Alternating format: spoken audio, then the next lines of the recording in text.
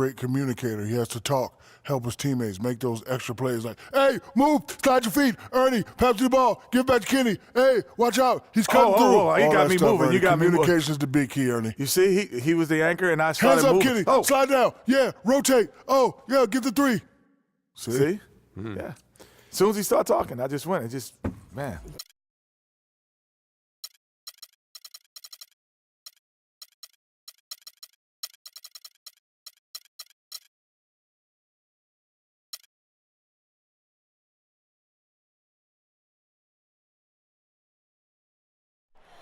Oh, say does that star-spangled banner yet?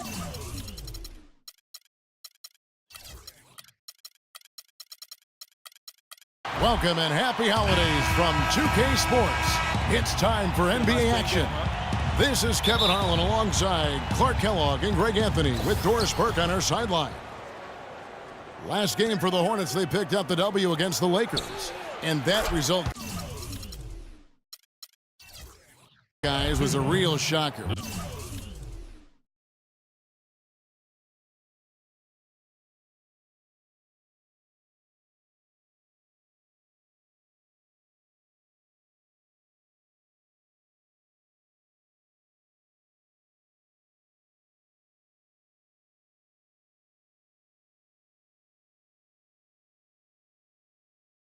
It was just about as complete a dominant performance as we've seen them.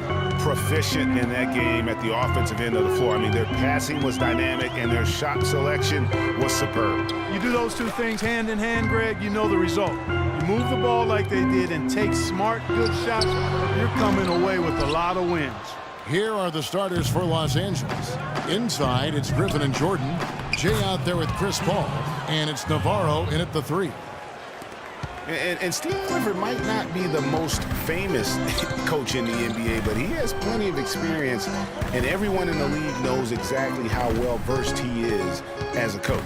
And so here's Charlotte. The Clippers getting the bucket. Clock at 6. Batum wide open. He fires. Makes no mistake on the open jump shot. Hornets on defense now. And Clifford in his third year now as a head coach, Greg. That experience you were just talking about. He has 29 years of coaching under his belt. He's a Van Gundy disciple, Clark. Was on the coaching staff for both brothers. Yeah, and he's been with a lot of teams, Kevin. 13 seasons as an assistant for the Lakers, Rockets, Magic, and Knicks. Here's Walker. Clippers able to drain the three. Batum dishes to Walker. Jefferson, a screen on Paul. And it's blocked. Navarro, the pass to Paul. It's a nice passing here by Los Angeles. And the foul called on Blake Griffin. That is his first foul of the game. You know, right call. Gave the officials no choice there. I mean, they've got to make that call over the back. Yeah, I mean, he went chest first into the man in front of him. My goodness, I'm not an official, and I could have gotten that one right. And Lamb kicks to Zeller. Picked him clean. And pushing it up, here's the Clippers. Rips down the breakaway slam. That is as athletic a move as you're going to see right there, folks. Unbelievable. Clark, what about the hang time? You're talking about hang time. That fella had helium in those shoes. And you're going to need some hang time to pull off that kind of a 360. Here's Lamb. The Clippers getting the bucket. 6 on the shot clock. Puts it up from 17. And the shot is long. Not the best shot right there with a good defender draped all over you. I agree with you. I mean, not the shot they were hoping for, but he can really cause problems with his defense. He gives them a double-digit lead. Paul's got his first bucket of the game, and he's on the board for 3. Walker against Paul. Screen by Jefferson. Batum dishes to Walker. Jefferson setting the pick for Walker. Batum, the shot's good on the assist by Walker. Batum's got his second basket of the night. Boy, Jefferson got really physical on that screen that helped set the shot up. Here's Navarro, defended by Batum, and that one's good. Paul's got 5 now. They've wasted no time settling into their offense. Yeah, they're lasered in. I mean, really making the most of their possessions. Usually you talk about how tough a player is, and you're always talking about big guys. But Chris Paul is as tough as they come playing that little point guard position. Yeah, he's a power pack when you look at him. I mean, he's played through a lot of injuries and still has a big-time impact on the game. Most recently in the playoffs, he played through injury to beat the Spurs. And first quarter, we're about 3.5 minutes in. Jordan against Jefferson. And it's Walker, top of the key. 6 to shoot. Outside for Batum. Back to Zeller. The dish to Batum. Outside, Walker. There's the pass to Zeller. Here's Batum, and it's denied. Here's Navarro. Coming off a solid outing against Washington. Passes to Griffin. Here's Navarro. Wide open. They get it again. Griffin passes to Paul. And a big bounce off the rim, but it sinks right in. Paul's got his 3rd bucket of the night. It seems that every pass they make is leading to a score here. I mean, that's just exquisite ball movement. And that's because the ball is looking for the best shot, and it's really paid off for them during the run. Walker goes in, and some room here for Batum. That falls. Nice feed that time from Walker. And that's now 6 points for Nicholas Batum.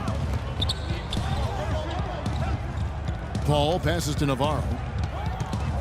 Dishes it to Griffin. And stolen by Zeller. And a foul on the shot. He'll go to the stripe for 2. Chris Paul picks up that one. And guys, Nicholas Batum is a real greyhound on the floor. The guy's got long strides, runs fast, long and limber. Clarkie, he covers a lot of ground. Extremely active at both ends of the court, Kevin. Great versatility. He can defend 3 positions, and he's played big minutes for the Blazers. Now here's Jordan. 11 points for him in that last game against the Wizards in Washington. Yeah, but you can't talk about his performance without mentioning what he did defensively in terms of shot blocking. He was a force of nature. And guys, now the NBA has what's called player tracking. I mean, they can show how much ground a player can cover over the course of a season. And Nicholas Batum, always amongst the leaders. 2 seasons ago, he was #1.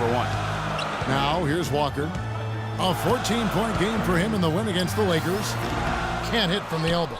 The shot's there for him, and he's got to take it. I don't care if he doesn't convert. That's a shot he has to continue to take. And Batum, with that slender build, you know, you like his height and length, but he can get pushed around at times. I think he can still stay in to add some strength.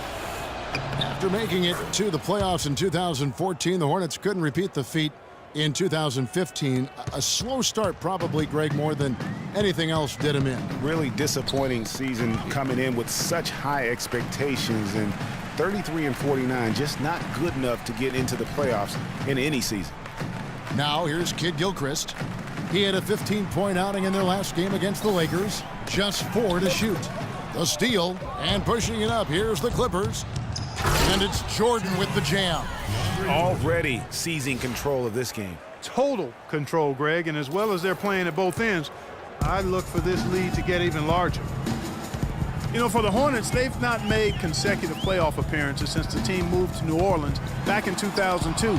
They just haven't been able to stay consistent enough to make it to the playoffs back-to-back years. No doubt he's struggling right now from the field. Let's see if he can get it going this quarter. And the offense has come together immediately. I mean, they're threatening to run away with this thing already. Greg, it's hard to imagine they'll stay this hot for 4 quarters, but if they even approximate that, watch out. And guys, what's rough for the Hornets is that they were a consistent playoff fixture in the late 90s. Still, the team has never made it to the conference finals in its franchise history, and that should be a goal for them in the coming years. Here's what Charlotte's going with right now.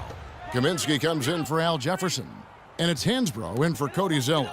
Walker And just miss after miss right now.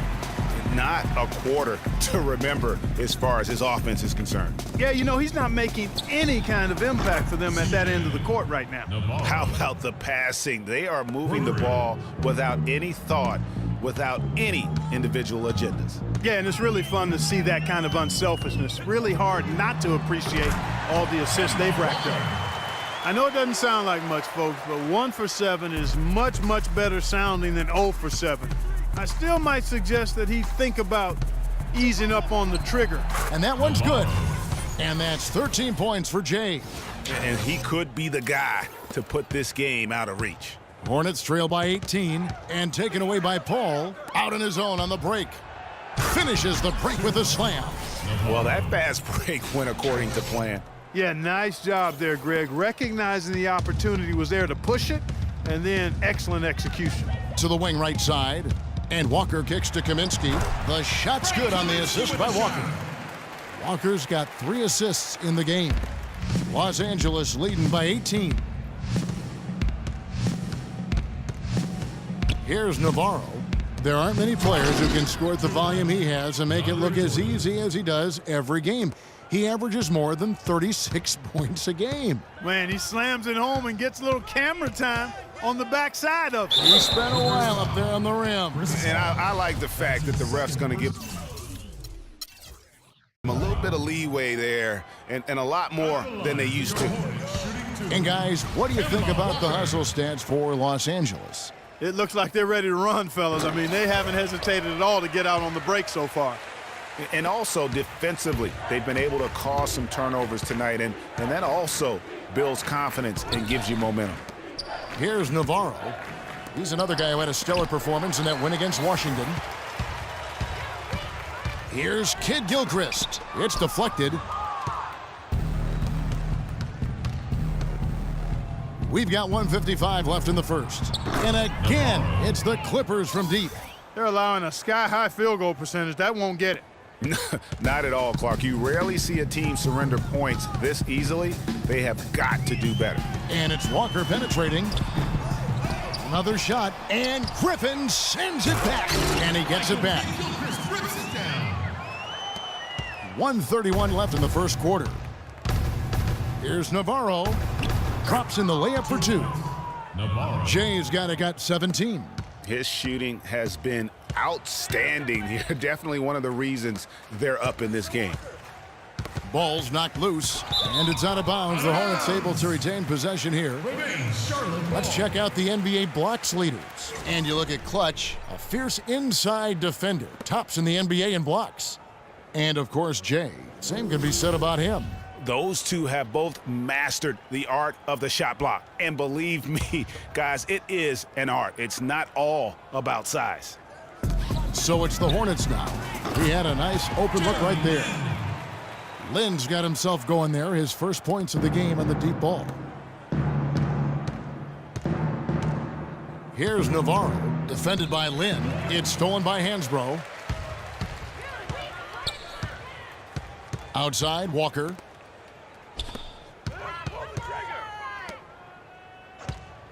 Over to the wing. Hansbrough dishes to Walker. Shot clock at 6. Hansbrough, the pass to Lynn. And Charlotte again with the bucket. Clippers leading by 16. Here's Navarro. 17 points in the game. There's the bucket. Good.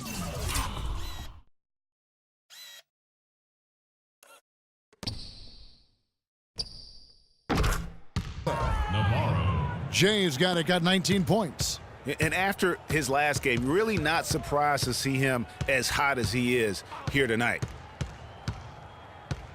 They set the screen. And Hansbrough kicks to Walker. And it's the Hornets, another 3. 9 seconds left here in the opening quarter. Over to the left wing. Paul. No good with the wing jumper. Very dangerous to leave a guy like that open. Lucky break there for the D.